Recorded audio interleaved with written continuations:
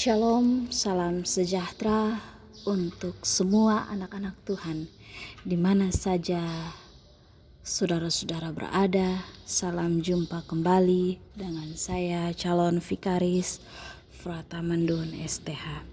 Hari ini Rabu 4 Agustus 2021.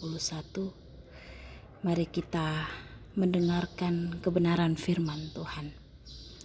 Sebelum kita membaca dan merenungkan firman Tuhan, mari kita berdoa. Bapa di surga, Bapa di dalam Tuhan kami Yesus Kristus, kami mengucap syukur dan berterima kasih karena Tuhan begitu baik bagi setiap kami. Saat ini ya Tuhan, dalam keheningan dan dalam keadaan kami yang saat ini, kami rindu untuk mendengar suara hati Tuhan.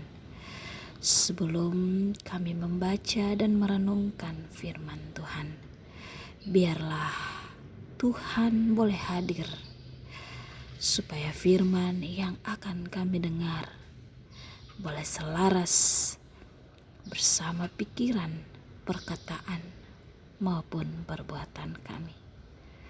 Di dalam nama Tuhan kami Yesus Kristus, Sang Firman yang hidup itu, kami memohon. Amin.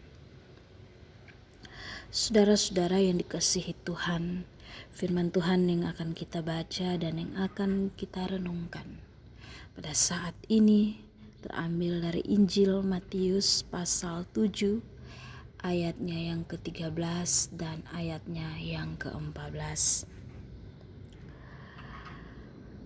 Masuklah melalui pintu yang sesak itu, karena lebarlah pintu dan luaslah jalan yang menuju kepada kebinasaan, dan banyak orang yang masuk melaluinya. Karena sesaklah pintu dan sempitlah jalan yang menuju kepada kehidupan, dan sedikit orang yang mendapatinya. Demikian sabda Tuhan yang telah kita baca dan yang kita dengar. Saudara-saudara yang dikasihi Tuhan, tema perenungan kita saat ini ialah mendapatkan jalan dan mendapatkan hidup. Kalau kita tersesat di jalan, kita bisa bertanya. Tetapi kalau kita tersesat, misalkan di lereng gunung, kita bisa celaka. Dan dalam keadaan yang seperti itu, saudara-saudara, menemukan jalan adalah perkara hidup atau mati. Sering kita mendengar tentang pendaki gunung yang tewas akibat tersesat dan tidak menemukan jalan. Dalam keadaan itu juga kita baru sadar tentang pentingnya jalan. Hal ini mau memberi kita bukti bahwa menemukan jalan berarti menemukan hidup. Sebaliknya, ketika kita tidak menemukan jalan berarti kita mati. Yesus juga berbicara tentang jalan seperti itu. Ia menyebutnya jalan yang menuju kepada kehidupan.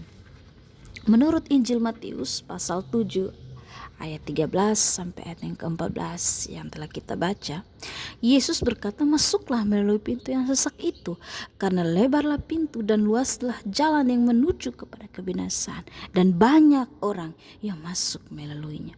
Karena sesaklah pintu dan sempitlah jalan yang menuju kepada kehidupan, dan sedikit orang yang mendapatinya. Saudara-saudara, mari kita perhatikan kontras-kontras dalam ucapan itu. Yang pertama, lebar dan yang sempit, banyak dan sedikit, kebinasaan dan kehidupan. Lalu Yesus juga menyuruh murid-muridnya memilih jalan yang sempit, karena jalan itu menuju kepada kehidupan, sedangkan jalan yang lebar menuju kepada kebinasaan. Pada kesempatan lain, saudara-saudara, Yesus juga berbicara tentang jalan yang menuju kepada Bapa.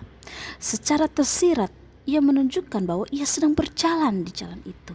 Lalu ia membuat pernyataan bahwa ia sendiri adalah jalan itu.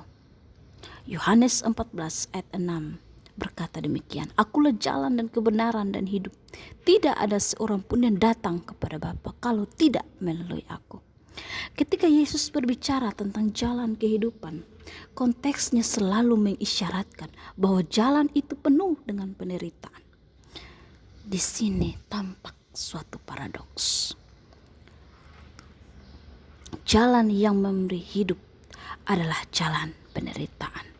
Yesus mengatakan demikian karena kehidupan didapat melalui penderitaan. Seluruh hidup Tuhan Yesus selama ia ada di bumi, selama 33 tahun itu penuh dengan penderitaan. Dan bagi Yesus, hidup dan penderitaan bukan dua hal yang saling bertentangan, melainkan saling mengisi. Justru melalui penderitaan terjadi kehidupan. Saudara-saudara, satu hal yang perlu kita ingat bahwa yang dimaksud dengan kehidupan di sini bukanlah dalam arti secara biologis. Secara biologis di sini berarti ciri hidup adalah masih bernafas, namun Alkitab mempunyai ukuran yang lain tentang hidup, yaitu ukuran secara teologis. Ciri hidup secara teologis adalah berada dalam hubungan yang benar dengan Allah dan sesama ciptaan. Dalam perjanjian baru, hidup seperti itu disebut hidup yang kekal. Ungkapan hidup yang kekal dalam bahasa Yunani disebut zoen, aionion.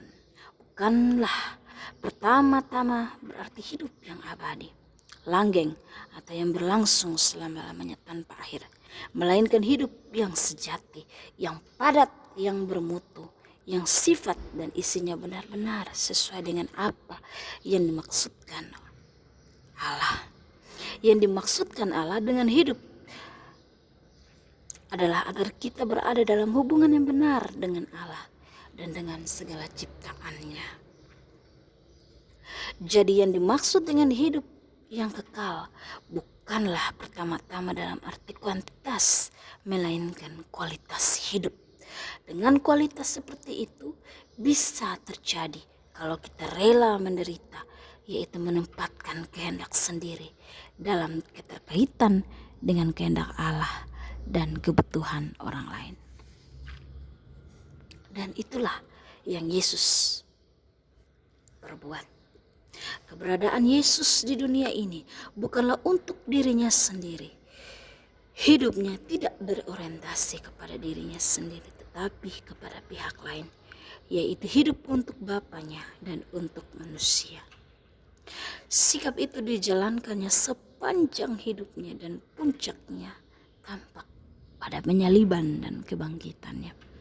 Allah membangkitkan dia sebagai tanda bahwa Allah mengabsahkan orientasi hidup Yesus. Pada hari Paskah terjadi apa yang tadi disebut, melalui penderitaan timbul kehidupan. Saudara-saudara, secara biologis saat ini kita memang hidup. Kita yang mendengarkan renungan ini, baik orang lain yang tidak mendengarkan renungan ini pun, secara biologis kita memang hidup. Bahkan kita hidup dengan jaya. Tubuh kita sehat walafiat dan penampilan kita segar bugar. Tetapi itu sama sekali belum berarti bahwa kita pun hidup secara teologis. Perbedaan dua macam ukuran itu tampak dalam cerita Adam. Waktu Tuhan melarang Adam memakan buah terlarang itu,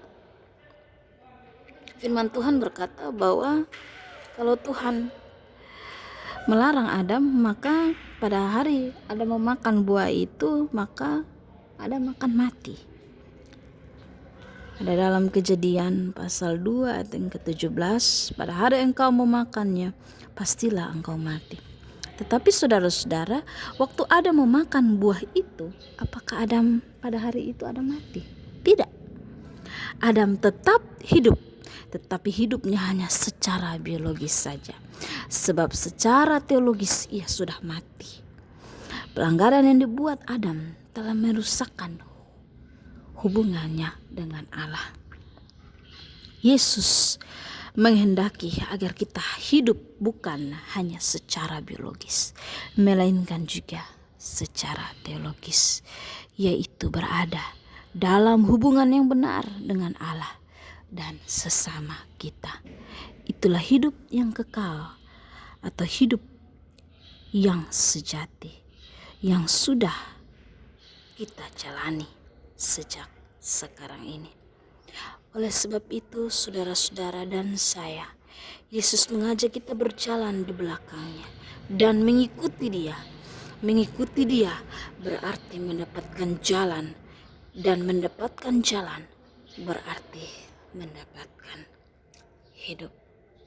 Kiranya firman Tuhan menolong dan memampukan kita. Amin.